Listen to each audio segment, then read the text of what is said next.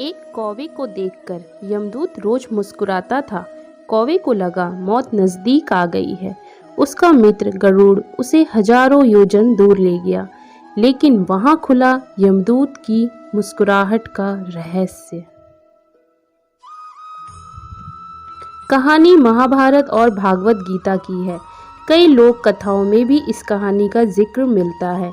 एक कौवे की गरुड़ से दोस्ती हो गई। दोनों काफी समय एक साथ गुजारते थे। उनमें मित्रता इतनी गहरी हो गई थी कि आपस में कभी कोई बात नहीं छिपाते थे। एक दिन दोनों नदी के किनारे पेड़ पर बैठे बात कर रहे थे। तभी एक यमदूत उधर से गुजरा। वो कौवे को देखकर मुस्कुराया। गरुड़ और कौवे ने उस यमदूत को अनदेखा किया और अपनी बातों में लग गए। लेकिन अगले दिन फिर वही हुआ। दोनों बात कर रहे थे। तभी वही यमदूत उधर से गुजरा। वो फिर कौवे को देखकर मुस्कुराया।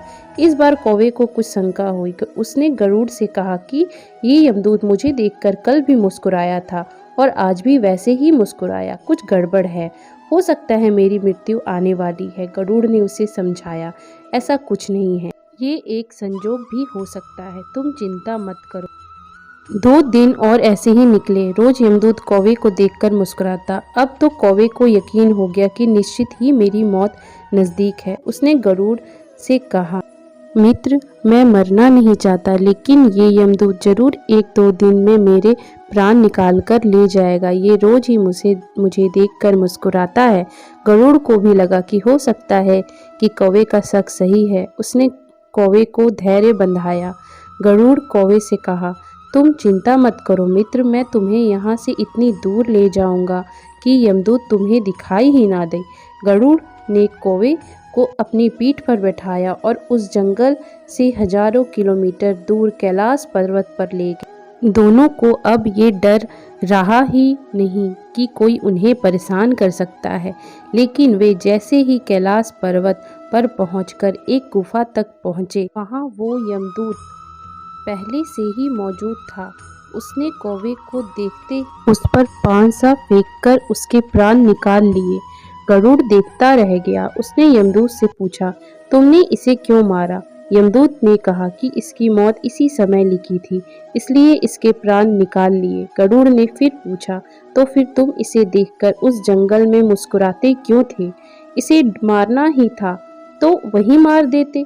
यमदूत ने जवाब दिया, इसकी मौत कैलाश पर्वत पर ही लिखी थी, लेकिन 4-5 दिन पहले इसे उस जंगल में देखकर मुझे ये आश्चर्य हो रहा था कि ये इतने कम समय में वहां पहुंचेगा कैसे, क्योंकि इसके पंख भी बहुत छोटे हैं और ये लंबी उड़ान भी नहीं भर सकता। हजारों योजन दूर कैलाश तक ये पहुंचेगा कैसे?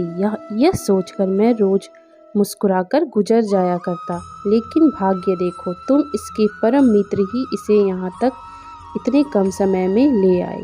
कहानी की सीख, जीवन और मृत्यु भाग्य की ही बात है। इससे कहीं भी छिपा या बचा नहीं जा सकता। जब तक जिंदगी है तब तक कोई आपको मार नहीं सकता, लेकिन अगर मृत्यु निकट है तो कोई कोशिश आपको बचा नहीं सकती।